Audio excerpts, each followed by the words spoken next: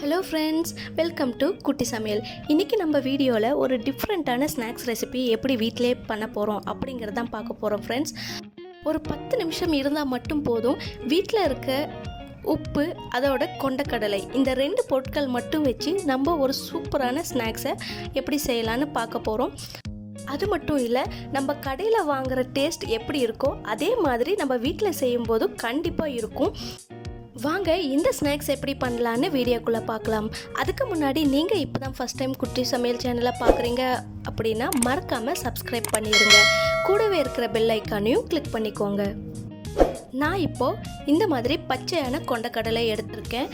பாருங்கள், இது ஒரு மீடியம் சைஸான கொண்டக்கடலை. இப்போ இதை ஒரு கனமான கடாயில் உப்பில் வறுத்து எடுத்துக்க போகிறோம். அதுக்கு முன்னாடி கடாயை ஒரு 2 நிமிஷம் ஹை ஃப்ளேமில் நல்லா சூடுபடுத்தி எடுத்துக்கலாம். இப்போ நல்லா சூடானதுக்கப்புறம் நான் ஒரு பேக்கெட் அளவுக்கு இந்த மாதிரி தூளுப்பு ஆட் பண்ணிக்கிறேன்.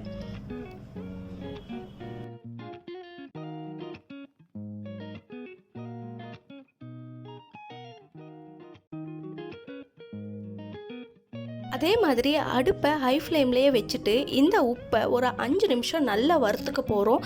உப்பு நல்லா சூடானதுக்கப்புறம் நம்ம கொண்டக்கடலை போட்டால் தான் அது நல்லா பாப்கார்ன் மாதிரி படப்படன்னு நம்மளுக்கு வெடிச்சு வரும். இப்போது இது நல்லா ஒரு 5 நிமிஷத்துக்கு சூப்பராக சூடாயிருச்சு. இப்போ நம்ம எடுத்து வச்சுருக்கிற கொண்டக்கடலையை கொஞ்சம் கொஞ்சமாக போட்டு எல்லாத்தையும் வறுத்து எடுத்துக்கலாம். இப்படி கொஞ்சம் கொஞ்சமாக கொண்டக்கடலை ஆட் பண்ணி இந்த மாதிரி உப்பில் கிளறி விட்டுட்டே இருங்க. ஒரு 5 நிமிஷம் இதே போல் கிளறி விட்டுட்டே இருந்தீங்க அப்படின்னா நம்மளோட கொண்டக்கடலை எல்லாமே நம்மளுக்கு வெடிச்சு வந்துடும். வெடிச்சு வர ஸ்டேஜில் நம்ம இதை எடுத்துடலாம். இந்த மாதிரி பச்சையான நிலக்கடலை கூட நம்ம உப்பில் வறுத்து சாப்பிடலாம். உப்புக்கு பதிலாக நம்ம நைஸ் மணல் கூட பயன்படுத்தலாம்.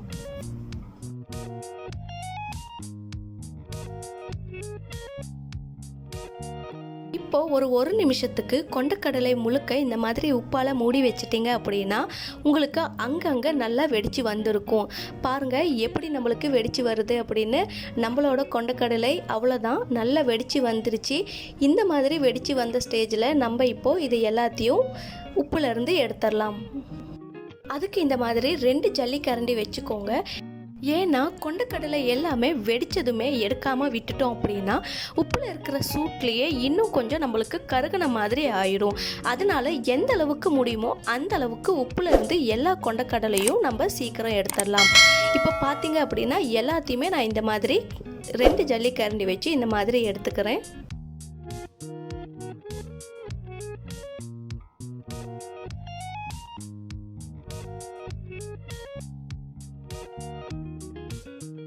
பாருங்க, நம்மளோட உப்பு கடலை ரொம்ப அருமையாக ரெடியாகி வந்துருச்சு. இதே மாதிரி மீதம் வச்சிருக்க கொண்டக்கடலையும் உப்பில் போட்டு நம்ம வறுத்து எடுத்துக்கலாம். பாருங்கள் எவ்வளோ நல்லா வந்திருக்கு. கண்டிப்பாக இது கடையில் எந்த அளவுக்கு டேஸ்ட்டாக கிடைக்குதோ அதே மாதிரி நம்ம வீட்டில் செஞ்சதும் அந்த அளவுக்கு டேஸ்ட்டில் கிடைக்கும்.